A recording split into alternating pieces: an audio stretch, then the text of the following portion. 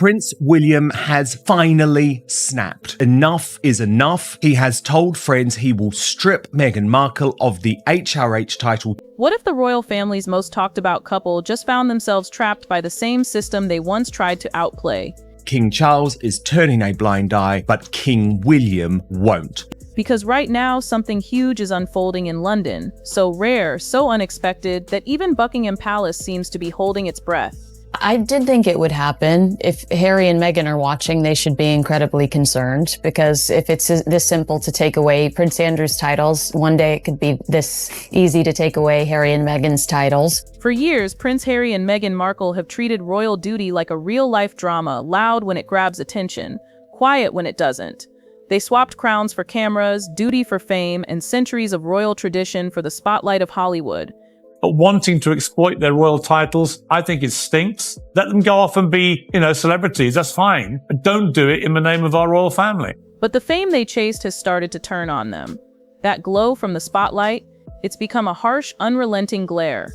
And according to insiders, Parliament isn't just murmuring about the Sussexes anymore, it's actually getting ready to move.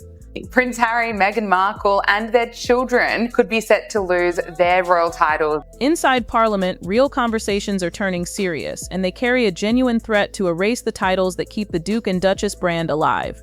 The twist? This time it isn't the crown moving against them, it's the power of democracy itself. Prince William has in the past fortnight seized control of the British monarchy from a weak and dying King Charles, and that spells very bad news for Prince Harry, Meghan Markle, Archie and Lily. For a couple who once demanded freedom, this could be the priciest version of it yet. No palace benefits, no royal security, no your grace, just two former royals in California with fading ties to the throne. And here's where it gets ruthless. This isn't payback from the palace. It's Parliament stepping in to do what King Charles avoided. Draw the line that can't be uncrossed.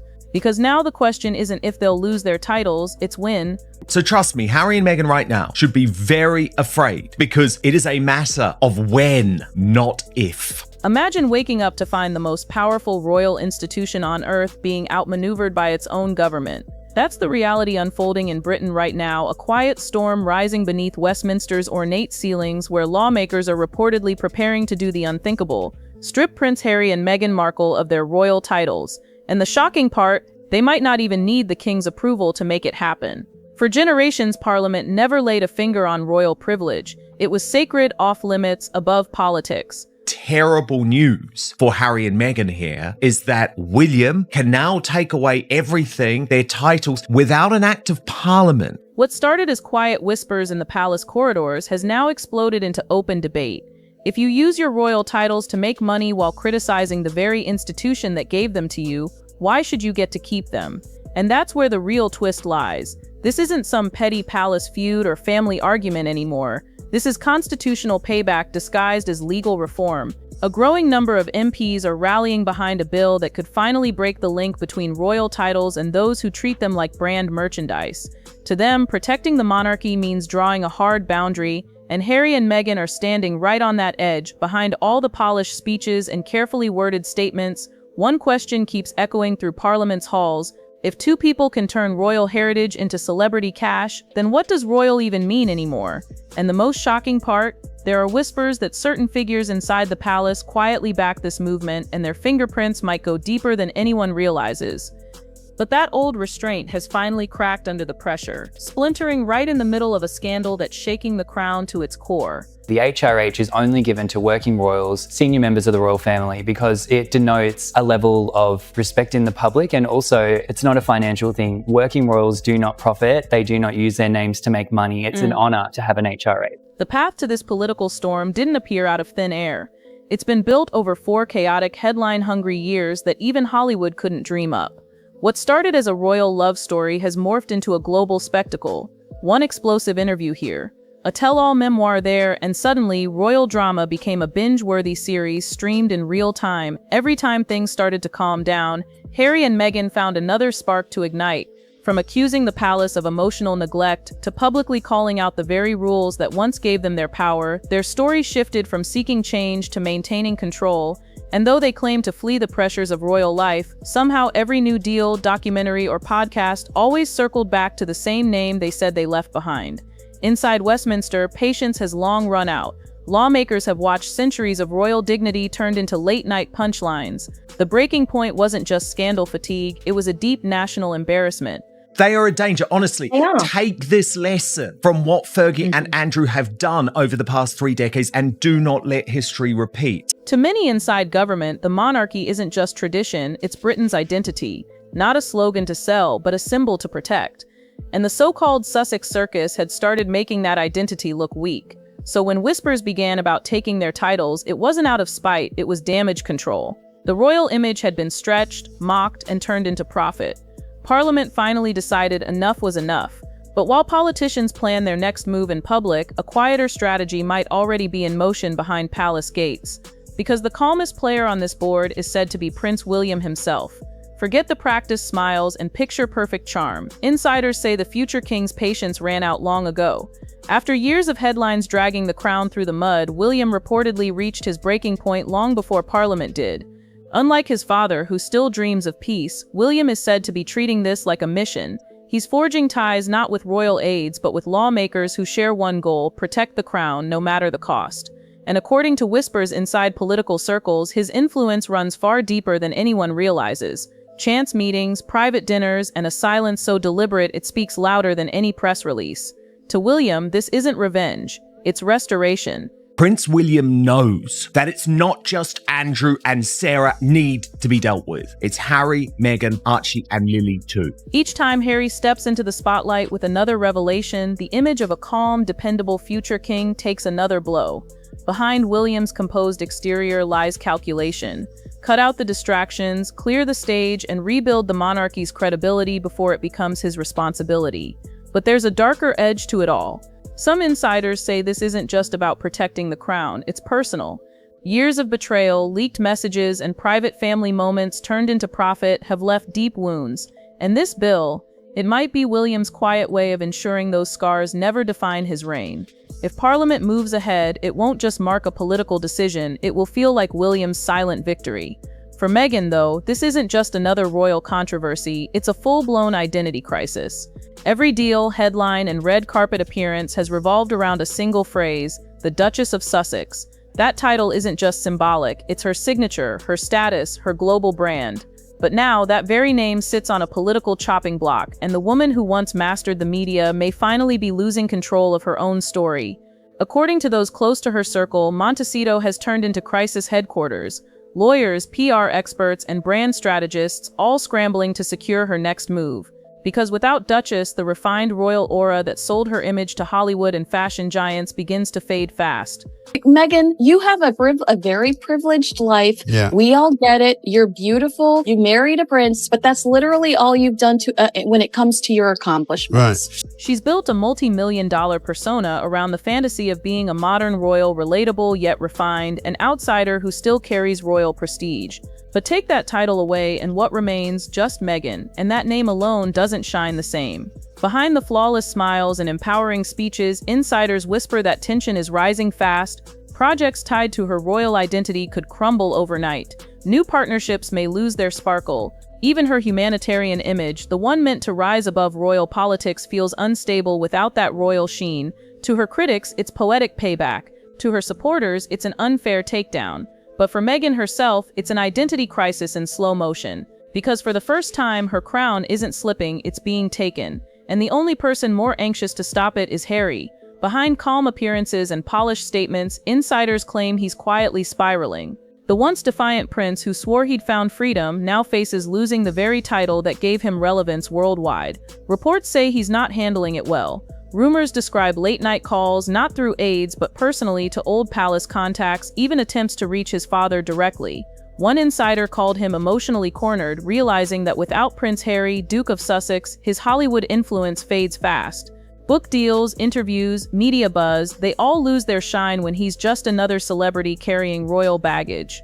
Harry found out at the same moment as the public, and his reaction was instant dread. His stomach dropped. He thought titles were untouchable. Now he's not so sure. What's reportedly haunting Harry isn't the loss of fame or money, it's what that title represents.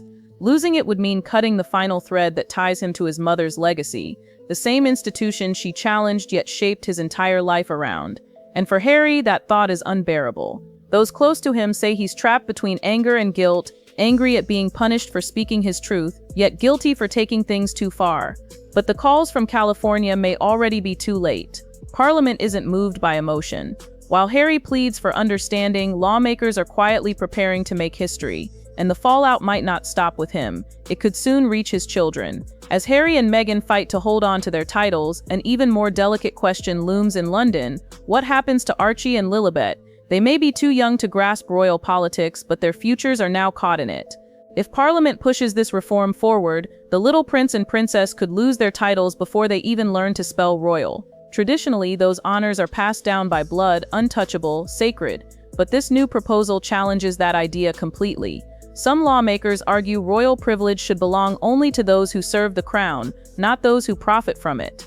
And with the Sussex family firmly settled in California, critics say the children's royal status has become symbolic, not earned. It's a painful irony. Harry once said he left the UK to shield his kids from royal pressure, yet that very decision may now erase their heritage entirely. For Meghan, this is said to be the most devastating part of all. The idea that her children might grow up stripped of their birthright feels like the harshest punishment imaginable. Harry and Meghan take their audience for fools. They blame everybody but themselves. They present even the most incendiary of claims with no evidence. And sadly, the impact is real. The royal family is getting damaged. The monarchy is getting tarnished. Behind palace walls, even royals who once sympathized are said to be uneasy. Taking titles away from children crosses a line that blurs family and institution, a line most believed would never be touched. But make no mistake, if Parliament goes through with this, Archie and Lilibet's names could disappear from the royal website overnight. That's the moment when this family drama stops being gossip and becomes history. Inside Westminster, whispers have hardened into plans. The phrase echoing through political briefings, the one bill solution. A sweeping reform that could reshape the entire monarchy in one decisive move, and at the top of that list are the Duke and Duchess of Sussex. Unlike the slow rhythm of royal tradition, politics moves fast, ruthless, and unstoppable once set in motion. Sources describe the bill as a constitutional cleanup meant to modernize royal privileges and frankly remove the freeloaders hiding behind them. And it wouldn't just affect Harry and Meghan. It could reclassify other royals whose titles no longer match active duty or service to the nation. Supporters call it progress and accountability. Critics call it sacrilege. But for those driving it forward, this isn't revenge, it's reform. They say it's about protecting the monarchy from its own excesses, proving that even royal blood doesn't place anyone above responsibility. What makes this moment truly historic is that the crown might not be able to stop it. For the first time in modern history, Parliament could overrule royal hesitation, and once that happens, the meaning of royalty itself could change forever. Queen's husband was dying, and she went on Oprah and suggested one or both of them are raging racists. She couldn't have cared less. She doesn't care about anyone other than herself. This isn't just legislation, it's a statement. A reminder that the monarchy exists to serve the nation, not rule above it. And when you discover who's quietly backing this reform from the shadows, it starts to feel less like speculation and more like a done deal. For King Charles, this moment is pure torment. On one side stands the crown, an institution he's waited his entire life to lead, now facing its worst image crisis in decades. On the other stands his son, the boy who once gripped his hand at Diana's funeral, now the man threatening to unravel the family's legacy one interview at a time. The weight of that conflict is said to be tearing him apart. Sources close to the palace describe a monarch caught between duty and emotion. Charles reportedly fears that taking a firm stand will make him appear cold. The unfeeling father punishing his own child, a narrative the tabloids would feast on. Yet remaining silent risks letting Parliament define royal power for the first time in modern history. For a man devoted to preserving the monarchy's dignity, that's unthinkable. Behind palace gates, the tension runs deep. Late-night meetings, divided advisors, some preaching caution, others demanding decisive action. Charles is trapped in a moral storm, protect his family or protect the throne. And the cruelest part, there's no version of this story where he wins. Because whether Parliament acts or not, the monarchy's future and his relationship with Harry will never truly recover. Thanks to this historic decision by William, and listen to me, it was by William, not Charles, to strip Andrew of his princely titles and all vestiges of royal privilege. As King Charles hesitates, the wheels of reform keep turning. And just like that, the saga of Harry and Meghan may be nearing its final royal chapter. From wedding bells and balcony waves to courtroom battles and political debates, their story has shifted from a fairy tale dream to a cautionary headline.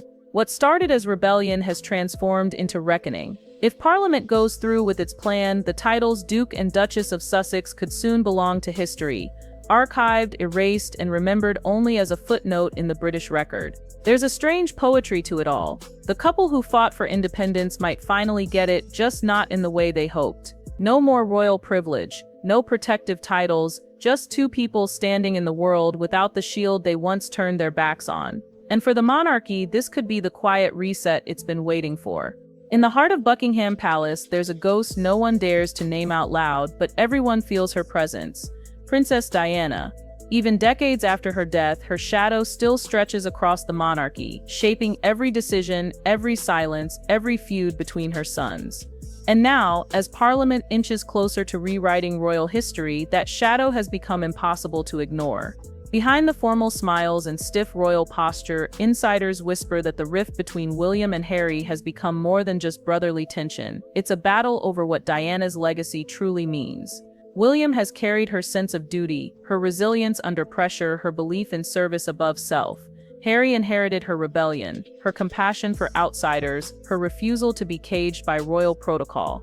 For a while, that made them inseparable. Two sides of the same story, but somewhere along the line, their shared grief became their dividing line. Those close to the brothers say Diana's memory haunts every move they make. When William pushes for reform, critics call him cold, accusing him of forgetting his mother's warmth. When Harry fights the institution, supporters say he's just living out the defiance she once embodied. Both claim to honor her, but in completely opposite ways, and that's what makes this feud so tragic. Some royal aides quietly admit that stripping Harry's title could reopen the very wounds the palace has spent decades trying to heal.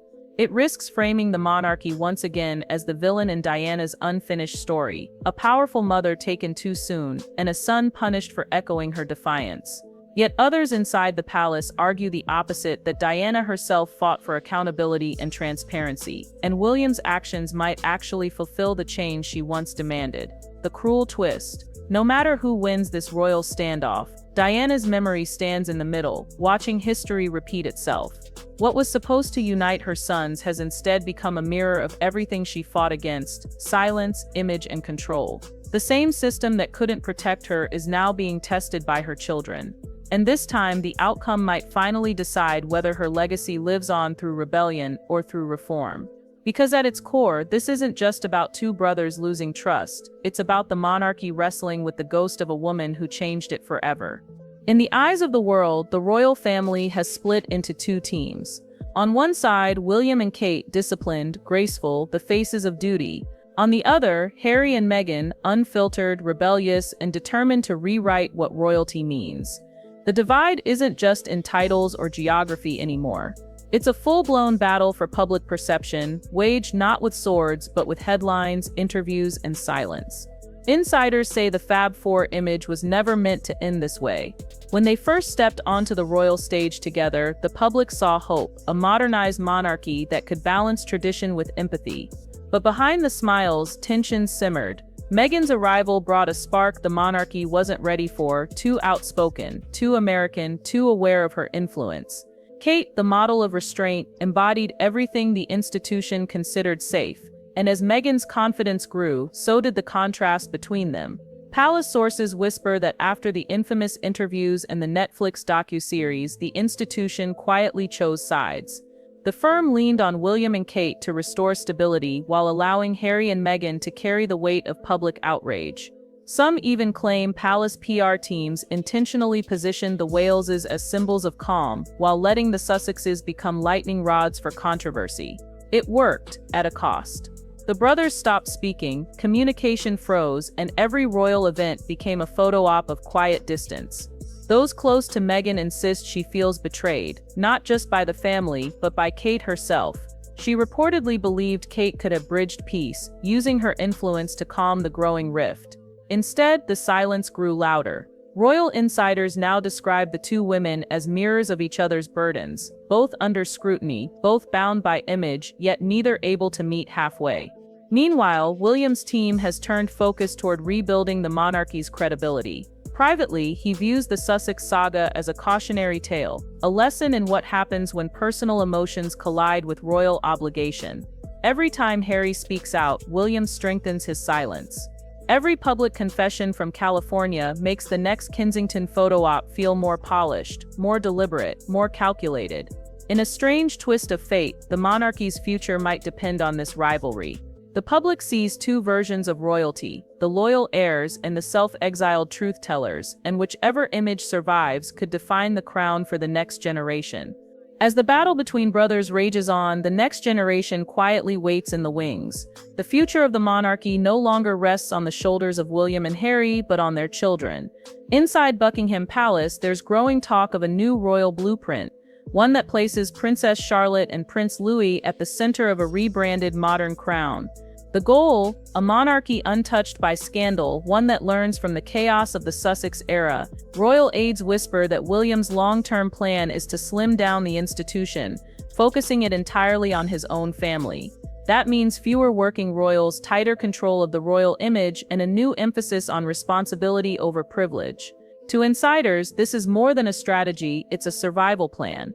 Because as support for the monarchy continues to decline among younger Britons, the crown's relevance depends on adapting before it becomes obsolete. Public polling shows an uncomfortable truth: Generation Z doesn't dream of royal fairy tales. They want transparency, authenticity, and proof that the crown serves the people, not the other way around. For Parliament, this growing skepticism is a warning sign. The so-called One Bill reform isn't just about punishing Harry and Meghan, it's about redefining what royalty even means in a modern democracy. And here lies the irony: Harry and Meghan, the couple accused of tarnishing the monarchy, may have also forced it to evolve. By breaking away, they expose the weaknesses of an outdated system, sparking the very reforms now reshaping it. Without realizing it, they became catalysts for the change the monarchy refused to initiate on its own. But the shift isn't just political, it's generational. Insiders say William is determined to shield his children from the same media circus that destroyed his mother and divided his family. Every public appearance is calculated, every image curated to show stability and humility rather than grandeur. The goal is simple: rebuild trust, one generation at a time. Behind closed doors, however, there's fear. The monarchy's survival has always relied on mystery, but the next generation is growing up in a world where transparency is power. And that means the royal family must walk a razor-thin line, protecting tradition while proving they deserve to exist in an age that questions everything. For the House of Windsor, the future crown won't be defined by birthright alone, but by the ability to stay relevant in a world that no longer believes in fairy tales. As the storm around Harry and Meghan swirls toward its peak, one truth becomes impossible to ignore. The monarchy is changing before our eyes. What began as a family feud has become something far greater, a test of tradition, loyalty, and survival. The House of Windsor has endured wars, divorces, and scandals, but this moment feels different. This isn't just a crisis of image, it's a crisis of purpose. King Charles hesitates between love and legacy. Prince William steps forward with quiet determination, reshaping the monarchy from within. Harry and Meghan, once symbols of modern hope, now stand on the outside looking in, watching the institution they defied evolve without them. The question that echoes through history is no longer who wears the crown, but what does it stand for? Insiders say that behind closed doors, even palace officials admit the unthinkable. The monarchy's future may depend not on bloodlines but on adaptability. Every generation before fought to preserve the mystique. This one is fighting to prove its relevance. The Diana effect still lingers, her influence a haunting reminder that empathy, transparency, and humanity can be more powerful than any title. As Parliament edges closer to making its move, Britain finds itself at a crossroads. Will the monarchy cling to the old ways that nearly broke it? Or will it finally learn from the ones who walked away? Because whether you love them or loathe them, Harry and Meghan forced a reckoning that can't be undone. They tore down the illusion of perfection, and in doing so revealed a monarchy desperate to survive in a world that's no longer impressed by crowns but by character. And maybe that's the irony of it all. The couple who tried to leave the system might end up being the reason it endures. The monarchy rebuilt not through silence or scandal but through evolution. This is Star Spotlight, where truth meets legacy, and every secret finds its light. Subscribe, turn on notifications, and stay tuned. Because if you think the story of the Sussexes is ending here, the next chapter of The Crown is only just beginning.